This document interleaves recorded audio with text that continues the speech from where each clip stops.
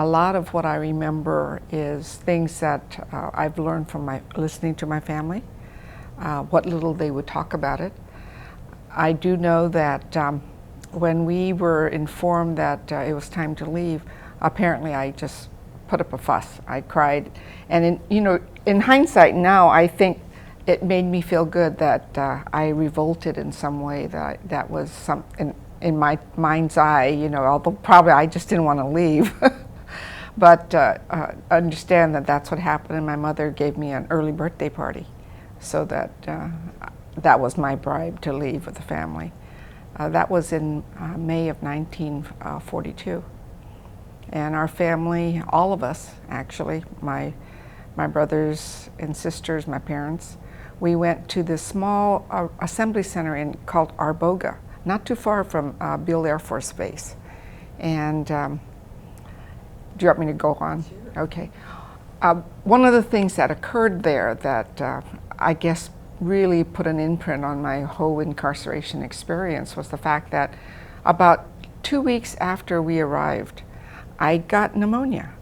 And if you can sort of think about this, because my gosh, I was 4 years old and I have a grandson who's a little, the same age, and I thought, I can't imagine what doing something to him that they did to me. And essentially, of course they needed to treat me, so they put me in one of those panel trucks without windows and didn't allow my mother or anyone to accompany. And all my memory is that I'm put into this wagon-like thing, and the door closes and it's just pitch dark, and screaming at the top of my lungs. And then I was to learn much later, because I did get my archival records after we could pool for all of that information about our incarceration. Turns out I was in the Beal Air Force Hospital for about a week, and then they transferred me to Sutter Hospital for another week. So I must have been very, very ill. Of course, they didn't have the treatments that they have now, but all that time I was without any of my family members. And all I know is at some point, my memory picks up where I'm on the train now, and the family has already moved on to Tule Lake. And they allowed my older sister, Grace, who was out of high school now, and she was ready to go on to nurses school, to go into training for nurses. And she was able to wait for me. And we took a Pullman train up to Tule Lake. And I do remember one episode there, because I remember a man coming in and pulling down the shade, and it was my first vivid recollection of seeing a black man. He must have been the conductor.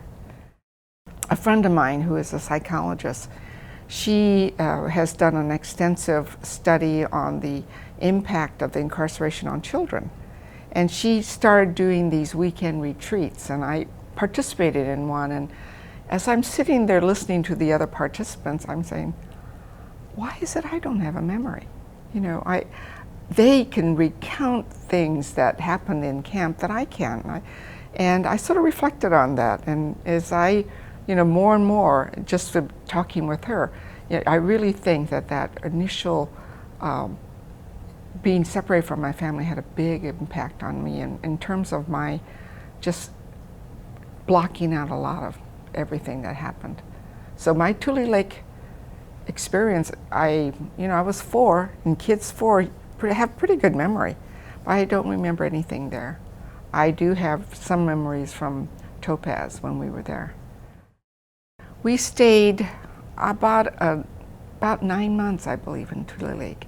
And then I'm going to guess that through some of the other historical things that we know, that when the questionnaire came about loyalty, that they began segregating, internees and moving them from other camps to Tule Lake. That's when our family was moved on to Topaz. So we spent the bulk of our time there, because we were gone a total of about 3.5 years. So I ended up going to, I think, preschool and kindergarten. I definitely remember kindergarten. I was not very cooperative. My sister told me how resistant I was to go to kindergarten, and how she had to placate me by, staying with me, and I would not let her leave, and so forth. But I have some really vivid memories of what Topaz was like. I do remember a lot of the sand, and I guess at that time I would say it felt like desert, and I think in some extent it is that. Although we had an opportunity to take a trip back to see the camp, what's existing now, about 5 years ago. But I do remember that the older boys, they would dig out in the ground and make these underground forts. And I know that after they finished playing that we would, get ourselves in there. I think my younger brother and I. And I could remember peering out and watching the MPs come to the guard stations. So, those are some of the things that I remember. And I do remember that they had activities because my sisters were all teenagers. I have 4 older sisters, and they were almost all teenagers. I think my sister Lillian and sister Rose were in high school. They finished high school in Topaz. But they would have camp activities because my father used to play baseball. He was the catcher. I remember him in the gear. And also I came across, when we had taken our trip to Topaz, a picture of my father. My father was a fire station foreman.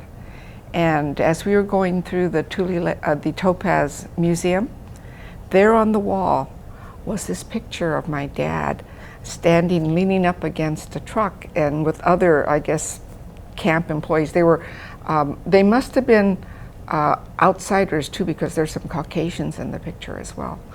But it was our family had never seen this photograph, and it was such a wonderful find to find this picture of my dad, because this was, well after, we lost him.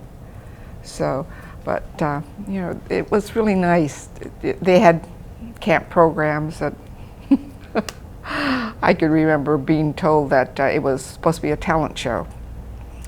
And how embarrassed my family were because, being 5 or 6 by that time, I volunteered to go up on the stage to sing a song I didn't know all the words to, but I made it up as I went along.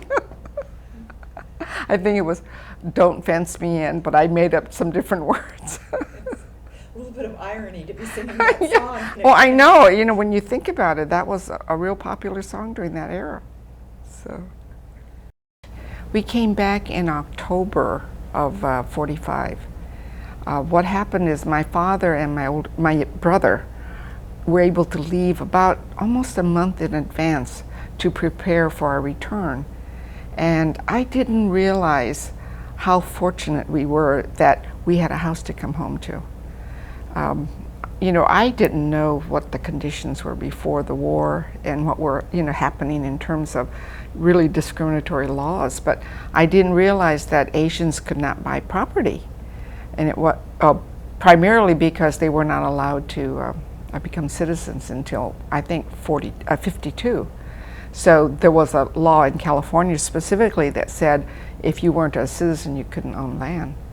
And so what my father did was, and I believe a lot of others did as well, he bought our house in the name of my older sister.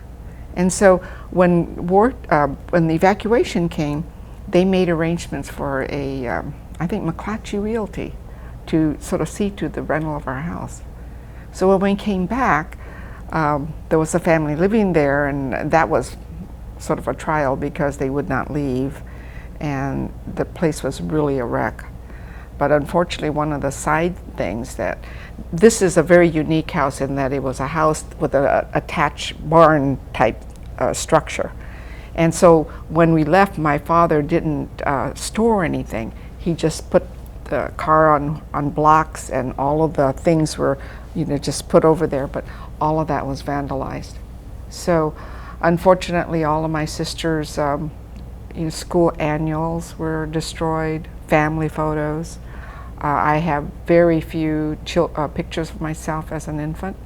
The few that we have, we got from people who had them, but not that we had in our family possession. And I remember one of the things that, that they always pulled down the shades I'm not sure if no one was supposed to see us or we weren't to look out. But as we came into one station, I was with my brother, and he was much younger, so I think the shade was up. But a troop train went by, and he was playing on the windowsill with a little train, and it fell over, and he was crying. And so one of the soldiers passed a Hershey candy to him. And I remember how, that was a big treat, because, in the camps, we didn't have canteens or things like that where we can have things readily available to us. So that was a real big treat. I remember being very touched by that, the generosity, I think. The transition back was not as bad as I thought it would be. I think talking to my sisters, though, they were very apprehensive. I know that they said that after the bombing of Pearl Harbor, they were very anxious at school in terms of how the other kids would treat them and what they would say. I didn't experience any of that. But the one thing that I do remember is either I was not very good at school, because I thought for sure that I should have been in 2nd grade, but they put me in 1st grade when I came back. I thought, oh dear. I just said, this isn't right, but what was I to say? Well, one of the interesting things is that, like I said, I was real happy that we had a place to return home to.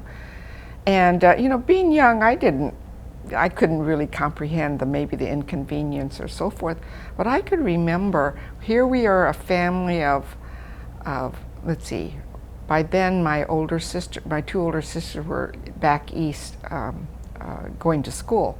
So there was only there's 7 of us left. And this house is not very big, mind you. We had 3 bedrooms, something that was a living room, a dining room, and a kitchen. But yet we had 2 different families come through and live with us for quite some time. The first family didn't stay as long, just to help them get regrouped and so they can find a place to live. But the second family, which was a family of not quite 7 children at the time, I think maybe there were 6 children, because they eventually built a home just near our home. But they stayed with us a long time. And for us it was great because some of them were our age.